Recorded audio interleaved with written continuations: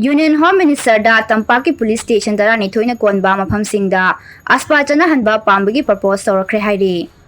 union home minister Amit Shah यावना पांगथोखिबा मिफम अमदा आसपा रिव्यू तौबगी मतंग खनरकपदा मणिपुर की ओइना तंपाकता लेबा पुलिस स्टेशन दरा निथोइना कोनबा मफमसिंगदा आसपा चनहनबा पांबगी मिफम अदुदा यावबा आर्मी सिंगी साइटगी प्रपोज तौरख्रे हाइरि हारिबा वफम असिदा ऑफिशियल अमना फोंदोरकपगी मतुंग इन्ना अवांग नोंपोकी स्टेट सिंगी तुंगान तुंगानबा मफमसिंगदा चनरिबा आसपा 1959 असि तंकक नाइना लोकथोक्तुना लागले स्टेट सिंग असिगी होंगलकलिबा फिबम सिंग निनादुना एक असि मखाताना चनगदरा नत्रगा लोकथोकद्रा हाइबगी मतंगदा रिव्यू मीटिंग अदुना स्टेट अमममता ओइना पुथोक्तुना नैनकी हाइरि हारिबा मीटिंग अदुदा खना नैनबदा मणिपुरगी ओइना हौजिक लैरिबा तंगदु लैतादबा फिबम असि लाक्सिनबा होनबदा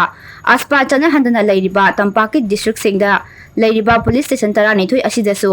आसपा चनहनबा आर्मी की साइटगी प्रपोज तौरख्रे हाइरि